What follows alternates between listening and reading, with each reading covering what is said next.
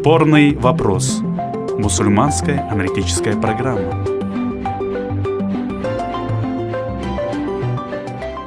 Ассаламу алейкум, друзья! Священный месяц Рамазан подходит к концу, и наступило время последних ночей, среди которых мусульмане всего мира ищут ночь предопределения. В студии с нами находится заместитель муфтия Крыма Айдер Исмаилов. Ассаламу алейкум, Айдер Уджа. Ва алейкум салям ва рахматуллах.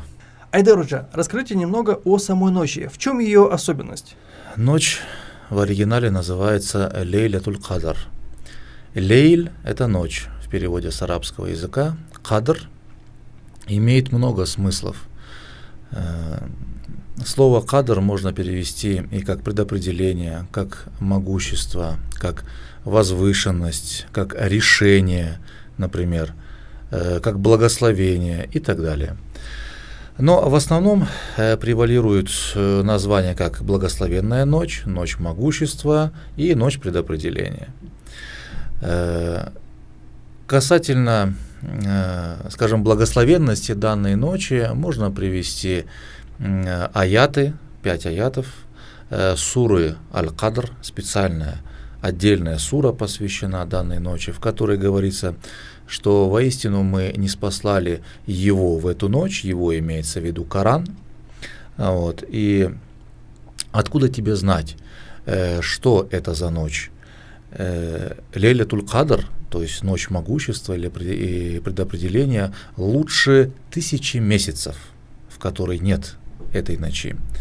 В эту ночь не спосылаются или спускаются ангелы и архангел Джебраиль. По велению Господа, по разрешению Господа, их для каждого доброго дела. Вот. И в эту ночь будет спокойствие и умиротворение, и оно будет до рассвета. Ну, я в целом рассказал о смысле данной суры.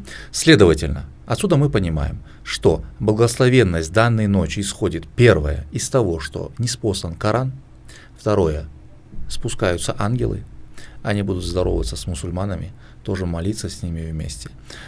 Потом, что в эту ночь Всевышний Аллах сообщает своим ангелам о тех вещах, которые будут вершиться в течение года. Вот, поэтому именно предопределение называется эта ночь. Вот. И есть еще хадисы посланника Аллаха, где говорится, кто эту ночь проведет в поклонении, тому Всевышний Аллах простит его грехи. И это подтверждается и вот в суре, которую я прочитал, где говорится, что эта ночь лучше 1000 месяцев. Представьте себе, что одна ночь, если человек именно проведет ее в поклонении, то он получит столько саваба, столько вознаграждения, столько, благословения, духовности, да, что это равно тому, как будто бы человек поклонялся всю свою жизнь, потому что 1000 месяцев – это более 80 лет, грубо говоря. Вот. Именно этим и известна данная ночь, она самая благословенная, потому что есть отдельная сура, ниспосланная в Коране в отношении нее. В отношении других благословенных ночей, как, например, Берат или же Мирадж, есть только хадисы. Вот. Поэтому мусульмане любят эту ночь и стараются ее найти и использовать этот шанс для прощения и для того, чтобы попросить у Всевышнего то, что им нужно. Не приходится в данном случае спорить о значимости этой ночи, но вопрос такой исторический, почему есть некая неопределенность, когда эта ночь случится? Давайте введем такую некую историческую справку. Так как это связано с сознаниями, скажем, потустороннего мира, ночь благословенная, прощение и так далее, поэтому здесь мы руководствуемся откровением. И мусульманские ученые, когда говорят в таких вопросах что-либо, они опираются на аяты Корана, Вот это сура Аль-Хадр, которую я прочитал, и смысл, который мы дали. А также есть хадисы в достоверных сводах хадисов, то есть изречения пророка Мухаммада, да благословит его Аллах и приветствует. Так как есть различные предания на этот счет, поэтому и мнения разнятся. Но в основном мнение ученых Эхлю Сунна валь Джамаат концентрируется на том, что данная ночь, Лейлятуль Кадр, она находится в месяце Рамазан. Вот. И все-таки склоняются те ученые, которые говорят, что в месяц Рамазан эта ночь, они склоняются к последним 10 дням, что эта ночь находится в последние 10 дней. Поэтому есть риваяты и в своде хадисов Бухари и Муслима, а это самые достовернейшие источники хадисов, то есть предания от пророка Мухаммеда, где говорится: последние 10 дней ищите эту ночь, ну, те, кто хотят ее найти и воспользоваться, последние 7 ночей ищите. Говорится также, что в этих последних 10 или 7 днях месяца Рамазан ищите в нечетных ночах, то есть 21, 23, 25, 27 и 29 число, что было.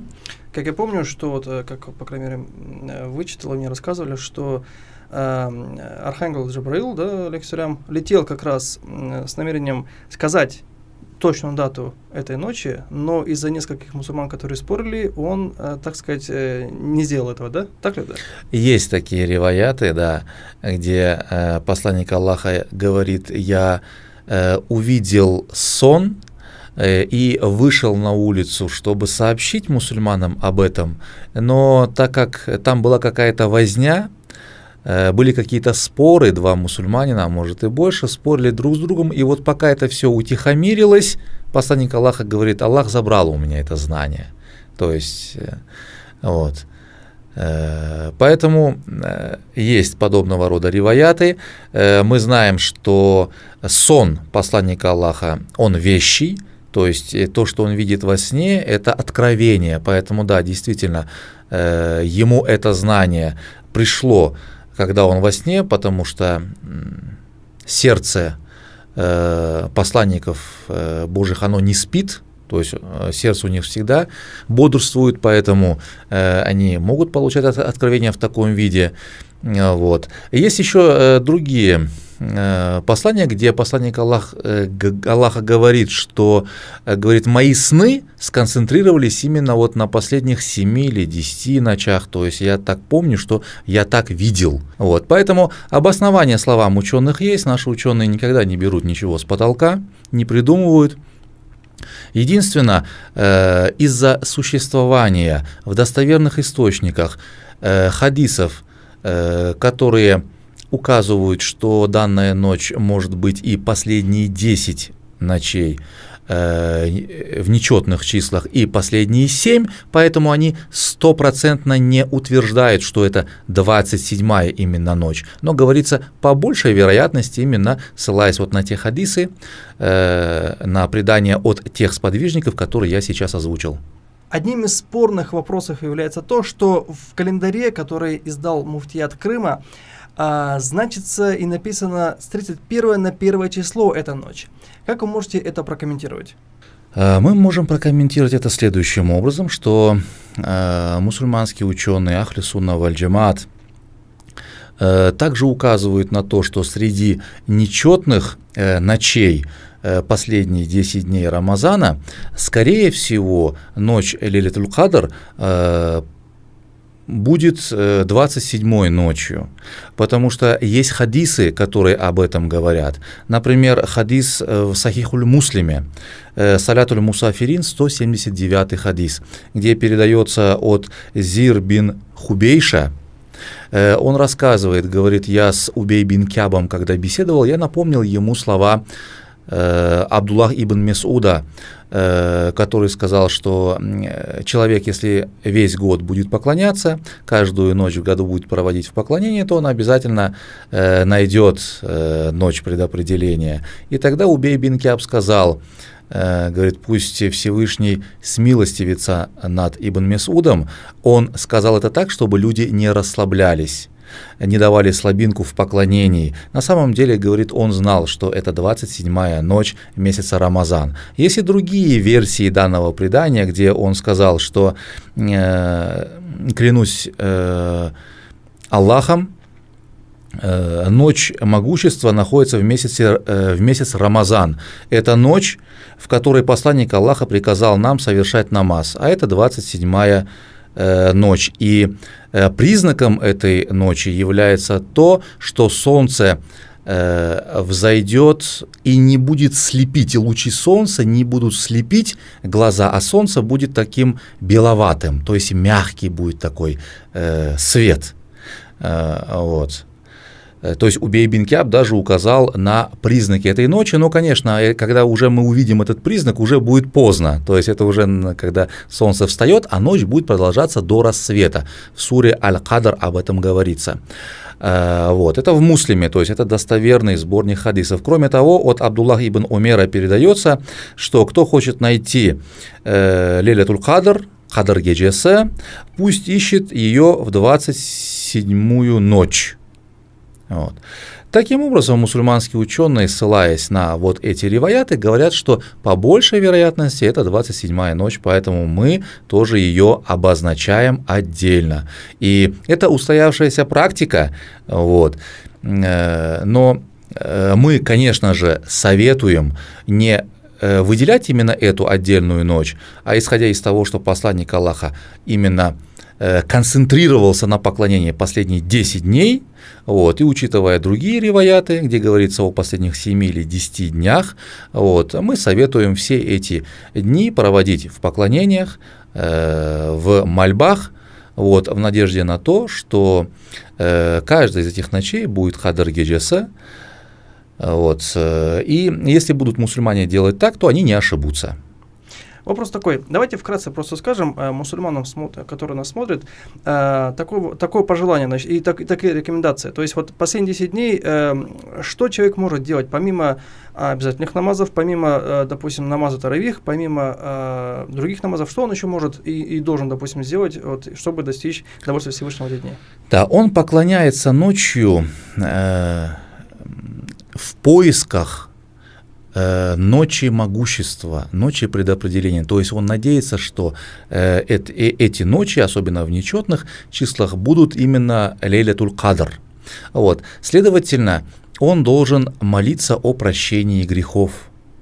Есть хадис, где Хазрат Айше, супруга посланника Аллаха, обратилась к нему и сказала: «Я Расуль Аллах, а если я попаду на эту ночь, как мне молиться в ней? Какие дуа произносить?» И посланник Аллаха сказал: произноси следующее дуа: «Аллахумма иннаки афуун тухиббуль афва фа'фу анни».